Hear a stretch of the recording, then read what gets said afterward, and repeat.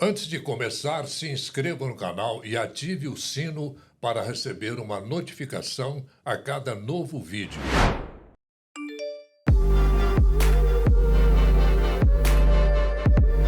Olá, estamos chegando com mais um Conversa com Orley, aquele nosso bate-papo de toda semana, quando a gente fala sobre empreendedorismo. Empresas, empresários, gente que trabalha e constrói, dá emprego e traz progresso para esse nosso país.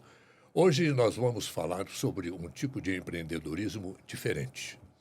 Vamos conversar com um profissional antigo, conhecidíssimo aqui em nossa região, no estado de Minas Gerais, para bem longe daqui. Vamos conversar com quem empreende com informação, com comunicação. Márcio Alvarenga. Márcio, é um prazer muito grande tê-lo conosco aqui em nossa Conversa com Orley. Seja muitíssimo bem-vindo. Muito obrigado, Orley. É um prazer muito grande também compartilhar nesse momento com você. Ô, Márcio, você é conhecidíssimo pelo seu trabalho na Rádio Universitária, né? Você tem um programa lá, alguns programas, que já beiram 4 décadas no ar. Como é que é isso, hein, Márcio? Orley, interessante resgatar um pouquinho da história do Trocando em Miúdos. Está completando agora 37 anos no ar. É uma façanha, hein, Márcio? Sim, é digno do Guinness Book, né? Porque essa longevidade não é comum. Você do ramo, você conhece perfeitamente bem. E, principalmente, em se tratando do formato do programa, que, à época, em 1987, era algo, assim, inusitado. Por que inusitado? Porque o programa ele vai ao ar todos os dias, de segunda a sábado, das 11 ao meio-dia. Se você ligasse o rádio em 1987, às 11 horas da manhã, todas as emissoras de Uberlândia estariam apresentando uma programação esportiva. Era o programa de esporte que reinava no momento. Quando eu decidi fazer um programa que... Era o auge da AM, né? Exatamente. E também a própria FM, ela tinha um padrão, né? E que não mudava muito. Agora, em termos de FM, então, foi inovador. Foi o primeiro programa do gênero, né? E... A FM até então era música, né, Márcio? Sim, predominantemente música, né? Tinha os boletins informativos, mas não tinha nenhum programa com formato de entrevista, de bate-papo, né? Bom, então eu comecei o trabalho e um colega nosso me telefonou um dia, alguns dias depois de estrear o programa do ar, e disse o seguinte: olha, te dou 3 meses para você desistir. Exatamente, porque era algo totalmente novo, né? Aí eu confesso que eu fiquei até um pouco assustado com a previsão do nosso colega, né? Mas eu resolvi investir. Eu tinha a certeza absoluta que não me faltaria pauta para o programa. Por quê? Porque, com a minha esposa bibliotecária, eu ia à biblioteca da UFO, pedia para que ela fizesse um levantamento de todos os trabalhos acadêmicos, teses de mestrado e doutorado, e que, dentro de temáticas interessantes, eu pudesse resgatar um tema para ser transformado em entrevista. É claro que, na época também, eu tinha uma grande dificuldade em convencer os professores a conceder entrevistas, porque também não estavam muito acostumados, exceto os economistas, que a todo momento era o governo Sarney. Então, a todo momento, eles eram convocados para fazer as previsões econômicas da época, aqueles planos econômicos. Que era uma coisa horrorosa, né? Exatamente. Então, Orley, eu acabei tendo um suporte, né? Uma retaguarda muito importante para que eu pudesse viabilizar, decolar o programa, né? E você Tudo isso é uma forma de empreendimento, né, Márcio? Sim, porque, veja bem, você tem hoje, de acordo com dados do Sebrae, um índice de mortalidade de empresas muito acentuado. 75% chegam no máximo a 5 anos, né? E se tratando exatamente de um produto diferenciado do mercado, era um produto diferente, né? Não existia nenhum produto similar, vamos chamar assim.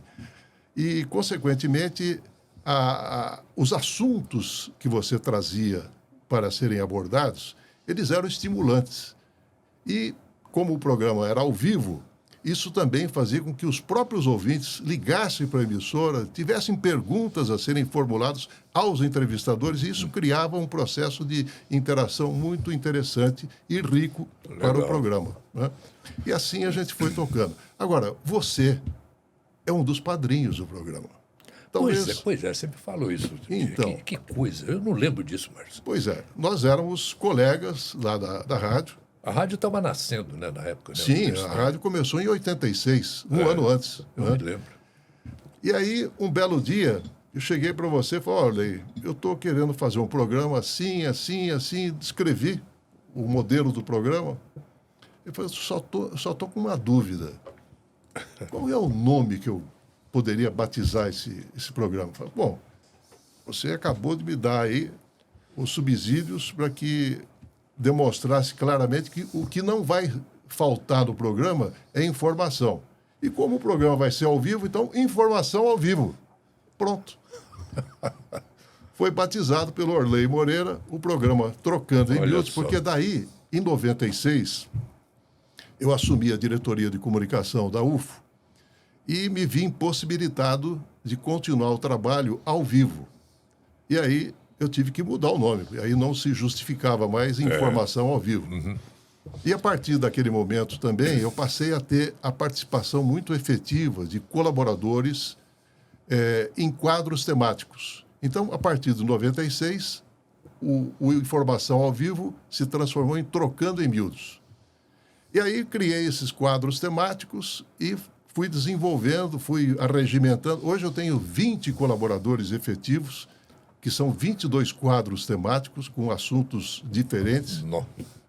E que dão um colorido todo especial e uma dinâmica também ao programa. É um revezamento, né, que você faz com esse pessoal todo. Sim. Claro, né, tem que ser. E, consequentemente, a gente percebe o quanto que a gente tem de retorno exatamente pelo fato da abrangência que o programa tem em termos de assuntos, né? Isso é um diferencial muito importante. Eu acompanho sempre, Márcio, seus programas, a riqueza de informação que você transmite para o ouvinte. E você tem uma especialidade ali, vamos dizer assim, você ouve profissionais especialistas de Uberlândia, de Minas, do Brasil e até do exterior, né? Uhum. Eu já Sim. peguei, já ouvi você Exatamente. entrevistando gente de fora, de Londres, da Portugal, daí afora. Uhum. É interessante a sua observação, porque no começo, quando eu comecei a entrevistar as pessoas de fora, algumas pessoas da própria universidade se queixaram, né? No sentido de que você está prestigiando Ciúme. mais o pessoal de fora do que daqui. Eu falei, olha, isso se deve à dificuldade que eu tenho muitas vezes, e naquela oportunidade, inclusive, o programa era ao vivo, e as pessoas tinham um certo constrangimento de fazer um programa ao vivo, né, dada exatamente a inexperiência, né? Eu me lembro de uma passagem muito até engraçada, né, com uma entrevistada. Ela nunca tinha dado uma entrevista. E aí deu um bloqueio. Na hora que eu falei bom dia, ela travou.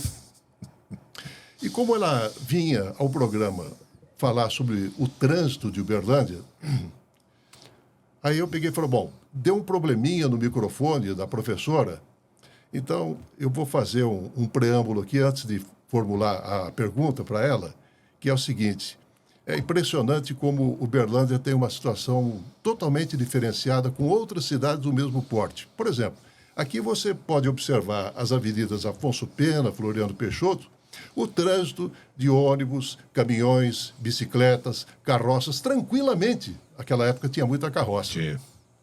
Aí ela destravou. Não é verdade. Pronto. Aí consegui fazer a entrevista. Você mexeu com os brios dela. Ô, Márcio, trocando em miúdos, o que é? O que significa? A gente sabe que... Tem a música do trocar Francis isso aí, Raime, né? A música do Francis Raime, trocando em miúdos. Mas é exatamente no seguinte sentido. Como o público inicial do programa era basicamente professores e vinha falar sobre teses, trabalhos científicos, muitas vezes você tem que traduzir isso para o conjunto da população. Então, o que eu dizia sempre para os meus entrevistados, quando professores, era o seguinte: olha, está vendo esse aquário aqui? Vamos imaginar que do outro lado do aquário não estejam os seus alunos, mas o conjunto da população de Uberlândia. Então, vamos trocar em miúdos uma linguagem bem acessível para que todos possam entender. Porque é claro que a cada profissional ele tem a linguagem da sua especialidade. Né? O advogado em particular. O advogado judiriquês, né? O economista, o economês, né? E por aí vai. Então, esse foi um artifício também para sugerir para que as pessoas falassem de forma clara e inteligível para os ouvintes, que é uma gama ampla. Você tem hoje, fiz muitas pesquisas para aferir o grau de audiência do programa e que público que estava ouvindo o programa. E, para minha surpresa, públicos distintos. Né? Uma vez eu estava no supermercado e fui abordado por um senhor e me identificou e falou: olha, eu estou aqui com a minha filha e com meu neto. Você tem aqui 3 gerações de ouvintes do seu programa. Bacana. Então, isso é marcante, né, Olei? Um profissional, não existe uma gratificação maior do que essa. Não. Ô, Márcio, nós vamos falar agora. Você tocou em pesquisa e agora mesmo nós vamos entrar nesse assunto. Primeiro nós vamos tomar um delicioso café Cajubá.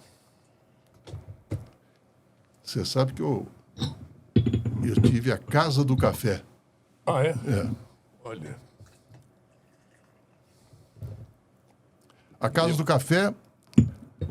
Café, ela foi um improviso, né? Porque saí completamente da minha área, né? Porque quando eu morei em Santos, lá no Cais do Porto, tinha um café muito sofisticado e eles tinham lá mais de 15 tipos de cafés.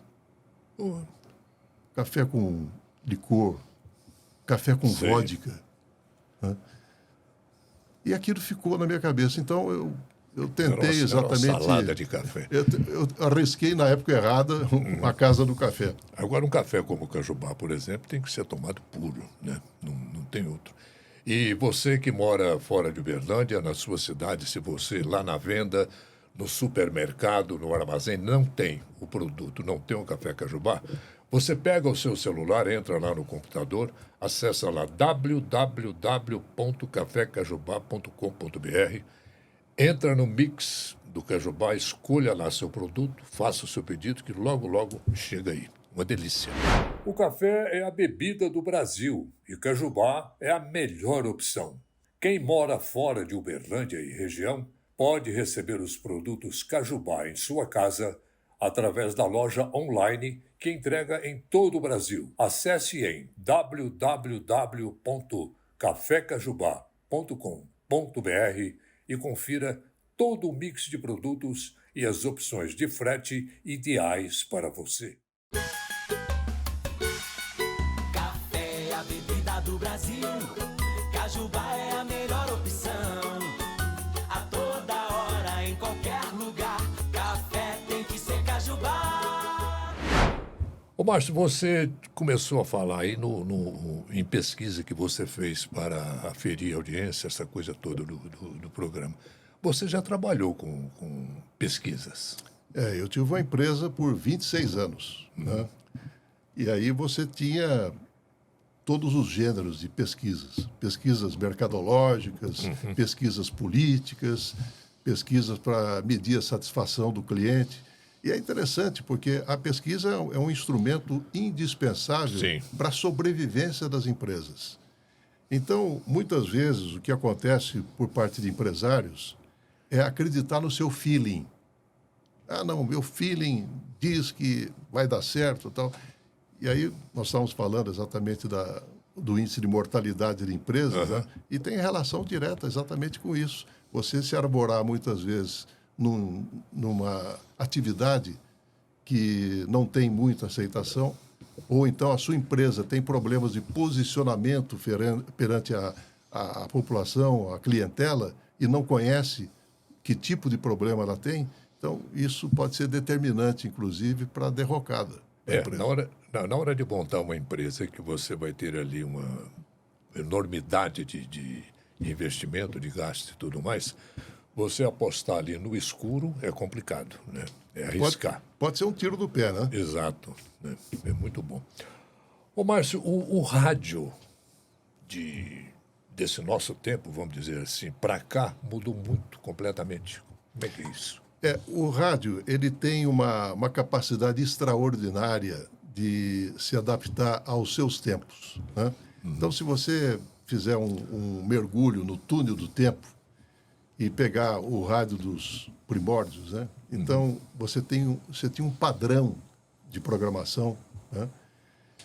E o rádio, ele superou várias fases que anunciavam, inclusive, a sua morte, né? E, consequentemente, essa capacidade de adaptação ao seu tempo do rádio é que faz com que eles sobrevivam em frente a... Então, por exemplo, nós estamos aqui, aparentemente, como se fosse um programa de rádio, né? Mas com imagem. Né? Eu falo hoje que o podcast, né, tão endeusado aí, essa coisa toda, é um rádio gourmetizado, né?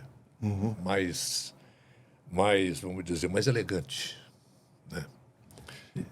É interessante porque, veja bem, o rádio ele tinha uma capacidade extraordinária de estimular a sua imaginação. Porque, pela sua voz, pelo seu padrão de voz, o ouvinte que não te conhecia visualmente, ele ficava imaginando, como será o Orley, né? Teve uma época, usei muita barba, né? Hoje só o cavanhaque, mas na época eu tinha barba, né? E depois eu tirei a barba. E assim que eu tirei, um dia, um ouvinte me abordou e falou, você que é o Márcio, eu ouço o seu programa diariamente. Engraçado, você sabe que a imagem que eu fazia de você era uma pessoa de barba. Eu tive. Era o próprio. Eu lembro da Rádio Nacional, isso nos idos de 60. Pouca gente deve, porque esse pessoal mais errado deve lembrar disso tudo. Tinha aquele Jerônimo, Herói do Sertão. Sim. Né? Tinha o Saci Pererê. Então, no imaginário da gente, né, menino, na época, né, a gente tinha o Jerônimo como aquele cara alto, forte, bonitão, armado. O Saci Pererê, aquele pretinho de uma perna só, aquele negócio do tal. Aí começaram a soltar a Gibi, né, revista, um quadrinho, com os heróis, né? E vinham umas fotos nas capas. Rapaz, que decepção. O tal Jerônimo, o ator do Jerônimo, era barrigudinho, baixinho. Saci Pererê, um cara grandão. É tudo coisa do imaginário mesmo. A tecnologia mudou muito, obviamente, né, Márcio? E tem mudado, assim, de uma forma até assustadora. É muito dinâmico. Porque é evidente, Orley, por exemplo, na nossa época do começo, né? Nós tínhamos ondas médias, curtas e tropicais. Né? Eu me lembro que, quando eu vim para Uberlândia, em 1981, me dirigi à Rádio Difusora, né? E a Difusora tinha ondas tropicais. Eu lembro. E aí, um belo dia, eu recebi uma carta da Suíça, um ouvinte da Suíça que acompanhava a programação pelas ondas tropicais. Quer dizer, então, uma emissora local, como era a Rádio Difusora, né, através das ondas tropicais, ela tinha uma abrangência internacional, o que seria hoje a internet, né, mas no som. E tinha também aqueles, eu não sei se tem ainda hoje, aqueles rádios, tinha um Transglobe da Philco. Sim. Era enorme, era 1 metro por 50, era uma caixa, né? Com certeza. Aquilo ali tinha tudo quanto é onda, né? Agora, imagine só os gravadores, Orley. Quando eu comecei em rádio, em 1964, nós não tínhamos gravadores nacionais. Então, o gravador era importado. E o gravador da emissora que eu trabalhava era um tal de Geloso. Era um gravador italiano que pesava 5 quilos. Era fita, né? Não fita cassete, era fita de rolo, rolinho pequeno. Então, era um peso, assim, extraordinário. Você saía com aquilo lá, você voltava com dor no braço, né? No ombro, um desconforto danado. Então, você vê hoje a tecnologia, o salto que ela deu, fantástico. Um gravador, isso é só para contextualizar aqui, para o povo que é da época vai lembrar, tinha aqueles gravadores de estúdio, era um arame a grosso modo, né? Era só aquela coisinha. Depois surgiu o Akai, que foi a salvação da lavoura, né, nos estúdios. Era chiquérrimo ter um Akai. Akai e Ampex. E Ampex. O Ampex era o sonho, né? Era o top, né? Era o top do top. Né? Ô, Márcio, tem o Música no Cinema. Como é que... Você até publicou um livro, né? Com Sim. música do cinema. A música no cinema, 38 anos, completando agora em agosto, né? Fruto de uma paixão. Paixão em comum, né, Odel? Claro. Porque o Orley também adora trilha Muito, sonora muito, e, muito. particularmente, nós temos um ídolo em comum, que é o Ennio Morricone. Claro. Né? E depois você vai falar sobre o encontro que você teve com ele. Sim, com certeza. Bom, eu fui assistir A Ponte do Rio Kwai. Eu tinha 8 anos. E saí assoviando a música tema do filme. E aí, no dia seguinte, eu corri às lojas de disco da minha cidade, São Carlos, na tentativa de localizar a música do filme. Claro que eu não consegui. 5 anos mais tarde, num disco do Percy Fate, orquestra do Percy Fate, uma faixa, ele gravou exatamente o tema da Ponte do Rio Kwai. E, através desse disco, começo, então, uma coleção, inicialmente de vinil. Hoje eu tenho mais ou menos em torno de 500 vinis de trilha sonora original. E mais tarde, com o avanço da tecnologia, eu comecei a colecionar CDs. Hoje eu tenho aproximadamente 5.000 CDs de trilhas sonoras originais. Santa Maria.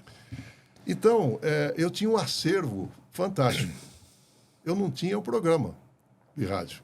E aí eu resolvi, então, fazer o programa A Música no Cinema, compartilhando um pouco dessa paixão, que era a música no cinema, com os ouvintes. E eu pude perceber o quanto que isso passou também a despertar interesse das pessoas que antes não se atentavam tanto para a parte musical do filme, Que é fundamental, né? a importância fundamental que a música tem. Eu costumo dizer que ela é a alavanca da emoção. Vamos citar um exemplo aqui, pegar um clássico, que é o filme Psicose, do Hitchcock. Aqueles acordes do Bernard Herrmann, que é o autor da trilha sonora, Jump, jump, jump, jump, isso, jump, jump. aquilo ali é emblemático. Quando o Hitchcock ouviu pela primeira vez, ele ficou arrepiado. Ele falou, bom, agora, por outro lado, nós tínhamos também determinados diretores que não gostavam de música.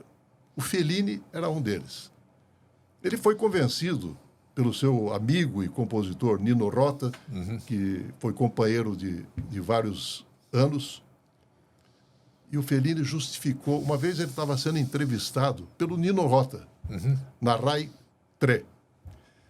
E aí o Rota perguntou para o Fellini, afinal de contas, por que você tem medo da música? Você não põe música? Você não gostava de música? Eu te convenci a colocar música nos seus filmes. Por que você não gosta? Você falou certo. Eu tenho medo, porque ela mexe com aqueles instintos mais íntimos e muitas vezes incontroláveis, né? Então, essa definição do Fellini serve exatamente para referendar a importância que a música tem no tocante a ou provocar o riso, ou provocar o choro, provocar a emoção no espectador. Lida muito com emoção, né? Por exemplo, falamos aí no Morricone, que para mim é uma trilha magnífica, eu acho que para você também, é do Good, the Bad and the Ugly. É o bom, o mal meu toque e o do feio. celular. É o meu também. Pois é. E aquela trilha é maravilhosa.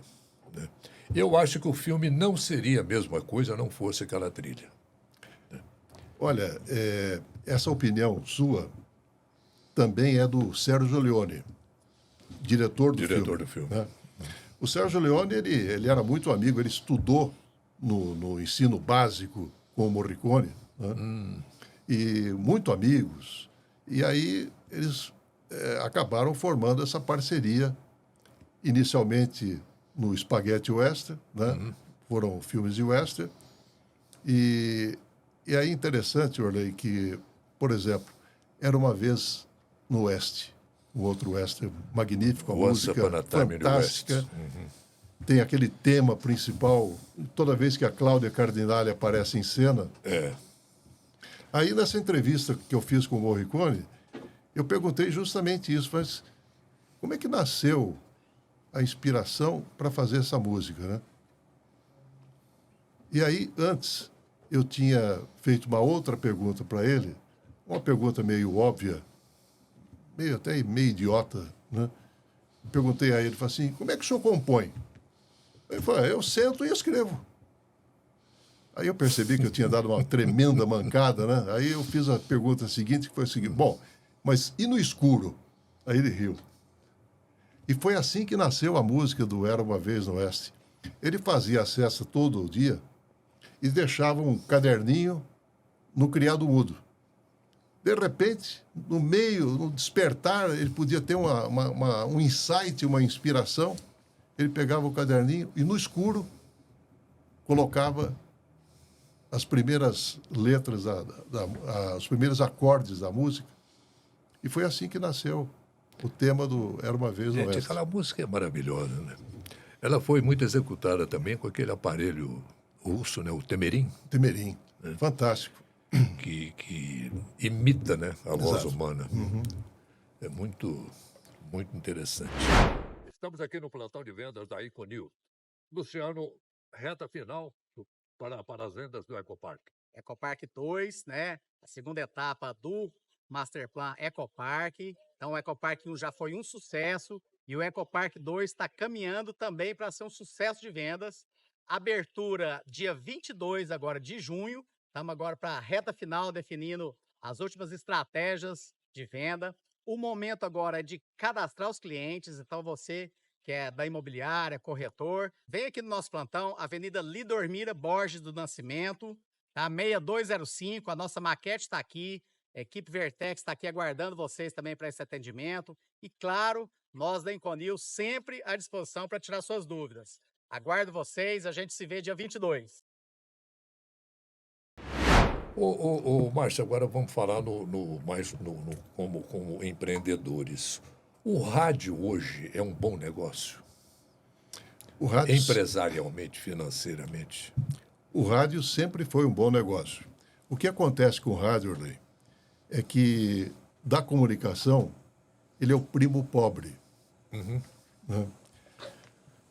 Por exemplo, eu sei que eu vou desagradar algumas pessoas falando isso, mas é a verdade, né?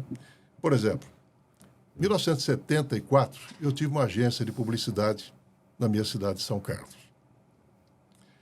E aí, quando o cliente chegava na agência e nós fazíamos a campanha para o lançamento de alguma promoção, eu nunca deixei de lado o rádio. Né? E aí um cliente meu virou e falou assim, engraçado, né? Eu tive outras agências me atendendo, mas elas nunca me ofereceram veiculação no rádio. É isso. É o fato de você ser radialista? Eu falei, não. É o fato do seguinte, o rádio ele está presente em 95% dos domicílios brasileiros. Hoje, com o celular, então, nem se fala. Então, na época, a televisão, de 1974, a televisão estava presente em 60%. O que acontece é que o valor da veiculação na televisão é estratosférico comparativamente com o rádio. Anunciar em rádio é barato. E esse barato, muitas vezes, uma agência de publicidade vai gerar uma comissão pequena. Não tem interesse. E aí o desinteresse. Então, eu acho que essa situação explica muito bem o desprestígio, muitas vezes, que o rádio tem como veículo para o anunciante. Para os políticos, no setor eleitoral mesmo, o rádio no interior já foi uma grande ferramenta, né? Sim, tanto é que, em determinada época, praticamente as concessões de rádio você tinha majoritariamente ligadas a políticos. Pessoas que, de alguma maneira, em algum momento, exerceu algum cargo político, né? Então, as concessões, elas tinham exatamente esse caráter político, né? E, praticamente, o político percebia a importância que o rádio tinha no sentido exatamente para que ele pudesse levar a sua mensagem, né? Era uma grande plataforma para promoção. É um veículo poderoso, né? Porque é aquilo que você falou, né? Você está numa cozinha, você está dirigindo, você está distraído, fazendo qualquer atividade, o rádio está ali, né? Ele dispensa a sua atenção, ele só precisa da sua audiência. Ele não exige muito, né? Exatamente. Ô, Márcio, com tanto tempo na atividade, você não pensou, já pensou no Guinness? Bom, não. Sinceramente, não, né? Mas Mas dá para concorrer, não dá? Você já fez pesquisa nessa área? Não, ainda não me aprofundei nesse ponto, né? Mas eu tenho a impressão que, veja bem, o Trocando em Miúdos, eu entrevistei mais de 30 mil pessoas. Barbaridade. Mais de 30 mil. Mais de 250 mil perguntas feitas aos entrevistados. Isso arredondando, né? Sei. Porque todo ano eu faço um balanço do ano, número de entrevistas, né? E minutos da informação. Eu acho que tudo isso acaba ilustrando muito bem o caráter e a finalidade com que o programa objetiva, né? Mas eu fico feliz exatamente de perceber que hoje, por exemplo, um assunto que na época que eu comecei não era muito difundido e hoje acabou virando exatamente um segmento do jornalismo muito importante, que é o jornalismo científico. Que pouca gente Né? liga, né? Porque no início do nosso papo, eu estava falando das teses de mestrado, doutorado, trabalho acadêmico, Isso. era um exercício do jornalismo científico. Então, de repente, talvez eu tenha sido um dos primeiros, aqui em Uberlândia, com certeza, né, a enveredar exatamente por esse caminho, né, por apostar exatamente nessa vertente. Os seus programas da Rádio Universitária, agora você está filmando também, né? Gravando com imagem também. Apenas o Contraponto, que é um quadro de debates, né, e vai ao ar aos sábados. Então, esse Contraponto é praticamente um laboratório. Nós estamos fazendo uma experiência exatamente para estender aos outros quadros do programa a imagem. Porque, como eu disse, o rádio tem como grande estímulo a imaginação, né? Estimular a imaginação do ouvinte, né? E a imagem, ela conspira contra essa imaginação. Mas, evidentemente, nós estamos entrando na ordem do dia, que é exatamente hoje a imagem. É difícil de fugir disso. Com certeza. Estamos de volta. Preparada, Helena? Acho que sim. Próxima pergunta. Como concorrer a um carro 0 km, 3 motos e centenas de prêmios no Promo Show Azulim? Essa é fácil. É só você comprar 3 produtos participantes, cadastrar no site e pronto, já está concorrendo com os números da sorte. Certa resposta! E dobre suas chances comprando produtos com este selo. Tá certíssima! Houve época, muita gente me pergunta, às vezes, assim, não, Orley, você que essa voz grave, essa voz grossa, não sei o quê, né, antigamente no rádio, e hoje a gente ouve aí muita gente falando, parece taquara rachada nos microfones, não sei o quê, e tal. Houve época em que essa voz padrão, a voz grave, não sei o quê, era exigida, né, nas emissoras de rádio. Quando eu comecei, tinha 2 emissoras na minha cidade. Aí eu fui fazer um teste numa emissora. O dono da emissora me deu um exemplar do Estadão, pediu para eu ler as notícias, né? Aí terminei de ler e virou para mim e falou assim: você não tem voz radiofônica. Eu tinha 14 anos. Eu fiquei tão indignado com a situação. 14 anos ainda está naquela, né? Taquara rachada. É isso, é. E aí eu fui para outra emissora. E a outra emissora me contratou como locutor reserva. E foi exatamente a condição de reserva que eu acabei ascendendo a titularidade, né?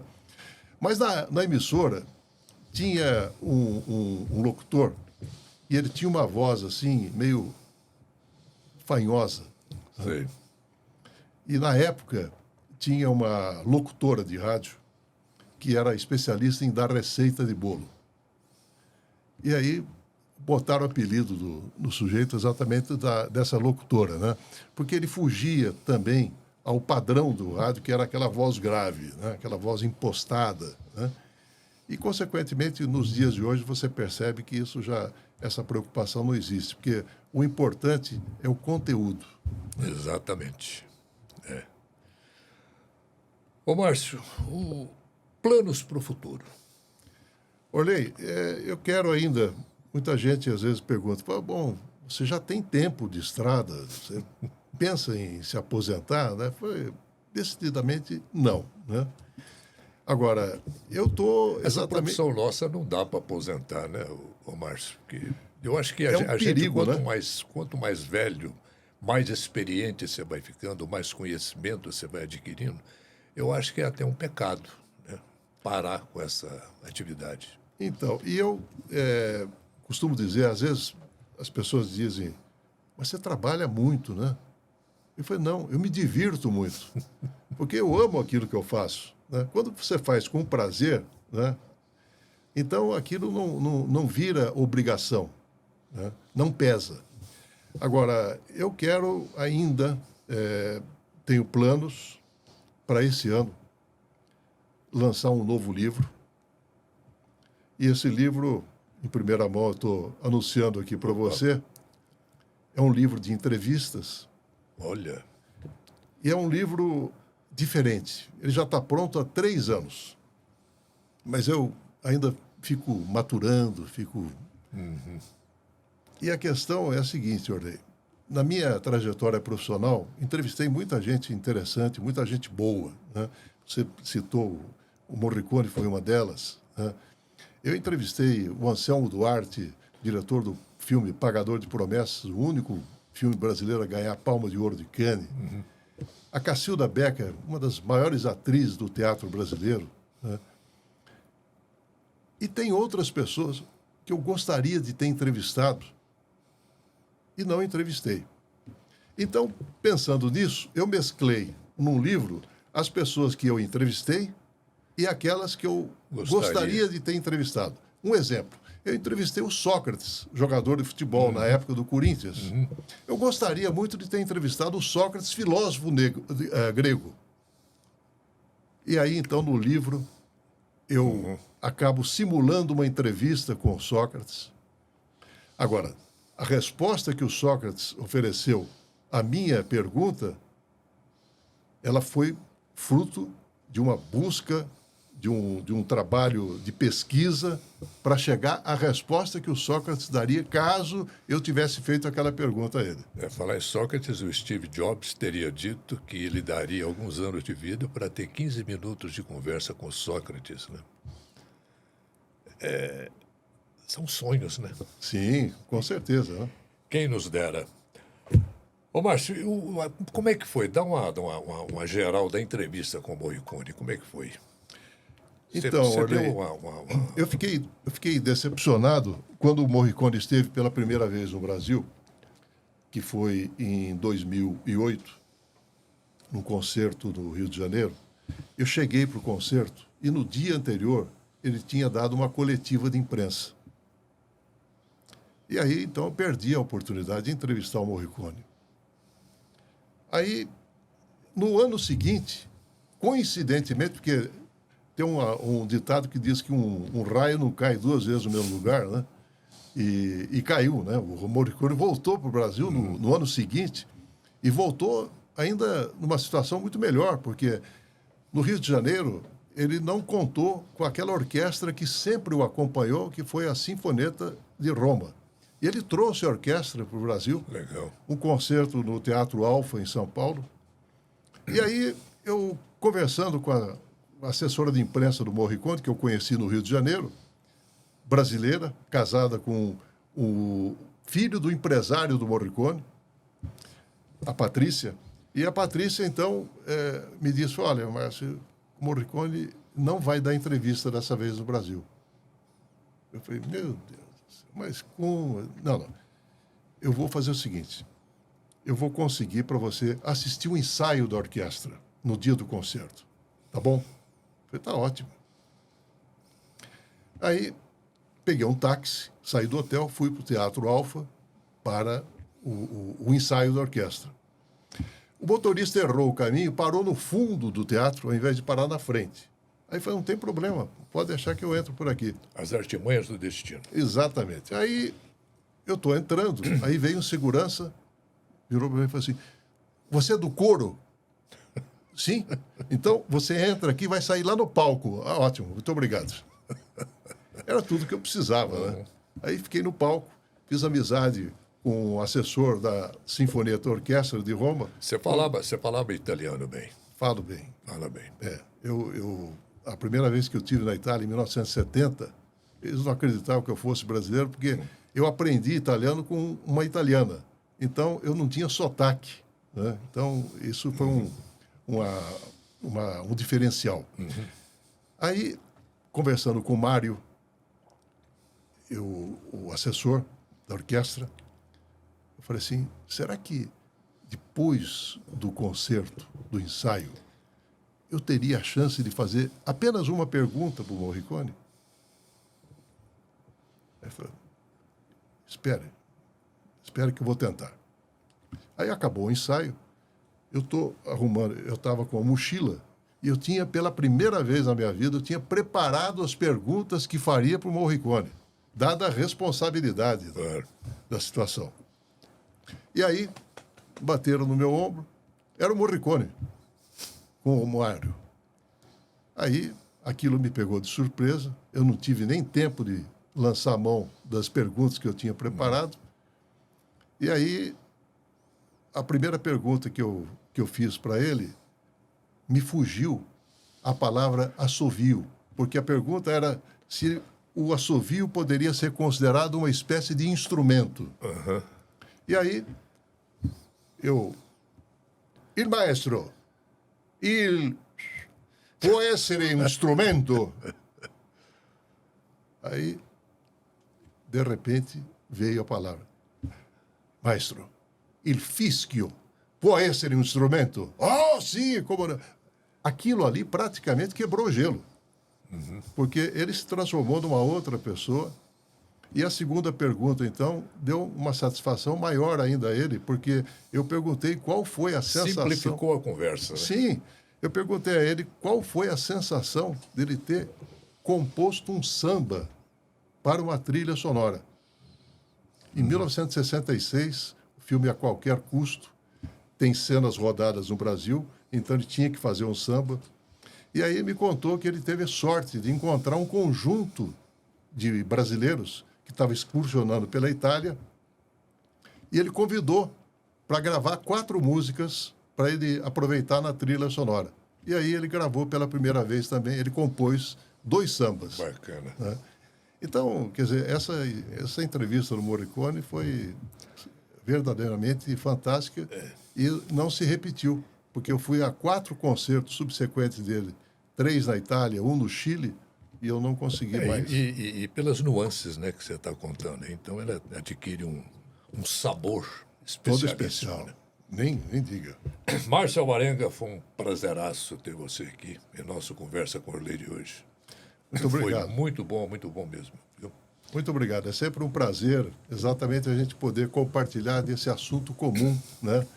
Prazeroso para ambos. E de rádio, quem não gosta de rádio? Bom sujeito não é. Bom sujeito, não. Encerramos mais este Conversa com Morley. Esperamos você na próxima semana.